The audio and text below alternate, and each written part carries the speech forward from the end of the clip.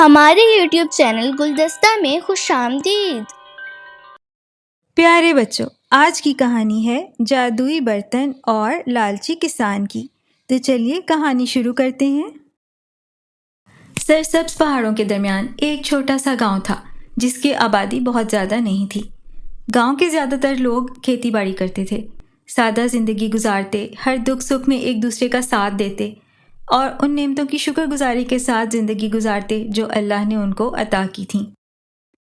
اسی گاؤں میں سلطان نام کا ایک کسان رہتا تھا جو ایک سست اور کاہل انسان تھا۔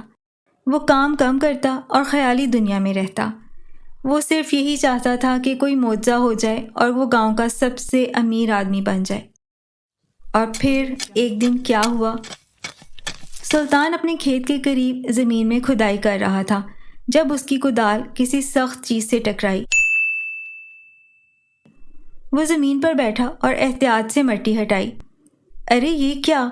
وہ حیران رہ گیا۔ یہ ایک بہت خوبصورت سنہری رنگ کا برتن تھا جو سورج کی روشنی میں دمک رہا تھا۔ اس نے جلدی سے برتن کو ایک کپڑے میں چھپایا اور تیز تیز قدموں سے گھر کی طرف چلا۔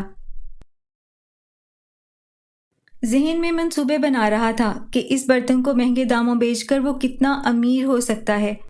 اچانک ایک خوفناک صورت والی جادوگرنی ظاہر ہوئی۔ سلطان سہم گیا اور خوف سے کانپنے لگا۔ یہ برتن میرا ہے، یہ مجھے واپس کر دو۔ نہیں نہیں، یہ میرا ہے، میں یہ کسی کو نہیں دوں گا۔ جادوگرنی غصے سے پیچ و تاب کھا رہی تھی، لیکن مشکل یہ تھی کہ اگر وہ سلطان سے برتن زبردستی لیتی تو برتن کا جادو ختم ہو جاتا اور جادوگرنی اپنی طاقت سے محروم ہو جاتی، کیونکہ اس برتن میں اس کی جادوئی طاقت چھپی تھی۔ آخر اس نے سلطان کے لالچ کو ہتھیار بنانے کا فیصلہ کیا۔ یہ برتن تمہارے لیے بیکار ہے، تمہیں اس سے کوئی فائدہ نہیں ملے گا، لیکن اگر تم یہ برتن مجھے واپس کر دو تو میں تمہاری 3 خواہشات پوری کروں گی۔ سلطان ڈرا ہوا تو تھا ہی، کچھ دیر سوچا اور پھر مان گیا۔ میری پہلی خواہش یہ ہے کہ میری گاؤں میں سب سے زیادہ فصل ہو اور میرے کھیت سب سے زیادہ ہوں۔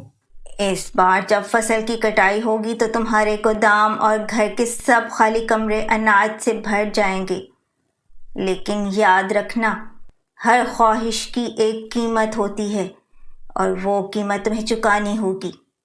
سلطان نے جادوگرنی کی بات پر زیادہ توجہ نہ دی اور آنے والے دنوں کے خیال میں کھو گیا۔ جب فصل کی کٹائی ہوئی تو واقعی میں اس کے کھیتوں کی فصل سب سے اچھی تھی۔ اس نے اتنی خوشحالی کا تصور بھی نہیں کیا تھا، لیکن بجائے اس کے کہ وہ اللہ کا شکر ادا کرتا، اس کی حرص اور اس کا لالچ اور بڑھ گیا۔ اب وہ سوچتا کہ دوبارہ وہ جادوگرنی سے اتنی دولت کی فرمائش کرے گا جو کبھی ختم نہ ہو۔ کچھ ہی عرصہ گزرا تھا کہ اس نے دوبارہ جادوگرنی کو یاد کیا۔ میں چاہتا ہوں کہ میں سب سے دولت مند انسان بن جاؤں اور میری دولت کبھی ختم نہ ہو۔ جادوگرنی نے رحم بھری نظروں سے اس کو دیکھا اور چلی گئی۔ صبح جب کسان جاگا تو منظر بدل چکا تھا۔ وہ ایک بہت عالیشان گھر میں تھا۔ ہر طرف قیمتی سامان تھا، نوکر چاکر خدمت کے لیے حاضر تھے۔ یہی سب تو وہ چاہتا تھا۔ گھر سے باہر جاتا تو لوگوں کو حقارت سے دیکھتا، کسی سے سیدھے منہ بات نہ کرتا۔ آہستہ آہستہ سب نے اس کا ساتھ چھوڑ دیا۔ بیوی بچے بھی اس کی کوئی پرواہ نہ کرتے۔ اب وہ بیمار رہنے لگا تھا، بہت چڑچڑا بھی ہو گیا تھا۔ کوئی دوست تھا نہ ہمدرد۔ دنیا کی دولت کے لالچ نے اس سے سکون کی دولت چھین لی تھی۔ کچھ عرصہ ایسے ہی گزرا اور پھر اس نے ایک بار پھر جادوگرنی کو یاد کیا۔ اس بار جادوگرنی غصے میں تھی، سرخ سرخ آنکھوں سے کسان کو گھورتی۔ میری تیسری خواہش یہ ہے کہ مجھے واپس اسی حالت میں لوٹا دو جس میں میں پہلے تھا۔ مجھے یہ مال اور دولت نہیں، اپنی صحت اور سکون چاہیے۔ یہ تم نے اچھا فیصلہ کیا ہے۔ یہ کہہ کر اس نے چھڑی گھمائی اور ایک دھماکے سے سب کچھ غائب ہو گیا۔ اس جگہ اب عالیشان محل کی بجائے اس کا پرانا گھر تھا، لیکن اس گھر میں اپنائیت تھی، گھر والوں اور گاؤں والوں کا ساتھ تھا، اور سب سے بڑھ کر اس کا سکون تھا۔ اس نے اپنے حد سے بڑھے ہوئے لالچ سے جو سبق سیکھا تھا وہ اب اسے کبھی نہیں بھولنے والا تھا۔ اب وہ اپنے کھیتوں پر محنت کرتا اور سکون کی نیند سوتا۔